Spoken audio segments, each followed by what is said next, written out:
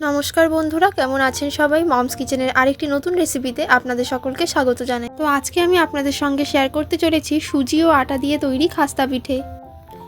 সুজি ও আটার খাস্তা পিঠে তৈরি করার জন্য আমি প্রথমে একটি পাত্রে হাফ কাপ সুজি, 1 কাপ আটা, পরিমাণ মতো লবণ এবং পরিমাণ মতো চিনি দিয়ে দেব।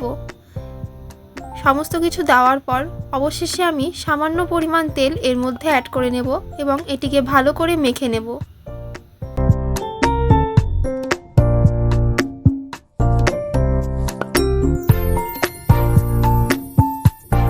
হালকা হাতে এটিকে কিছুক্ষণ মেখে নেওয়ার পর এর মধ্যে আমি অল্প অল্প করে দুধ অ্যাড করতে থাকবো এবং শুকনো করে মেখে নেব।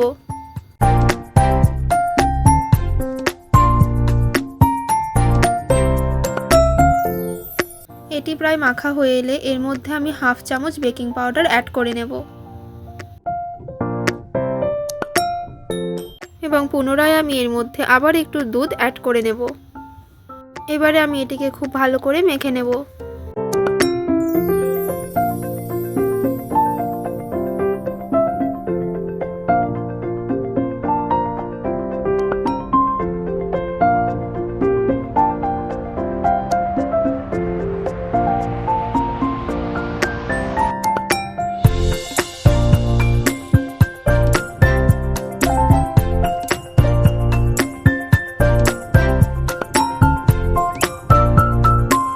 এটিকে ভালো করে মেখে নিয়ে এবার আমি এটিকে হাতে চেপে এরকম একটি শেপ তৈরি করে নেব। এবারে অন্য সাইডে আমি একটি কড়াইতে সাদা তেল গরম করে নেব এবং তার মধ্যে একটি একটি করে সেই পিঠেগুলো ছেড়ে দেব।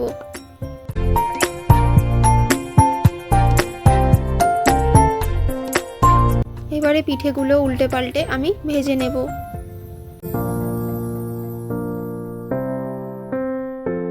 ব্যাস, এটিকে ভেজে নেওয়ার পরই তৈরি হয়ে গেল আমাদের সুজি এবং আটার খাস্তা পিঠে।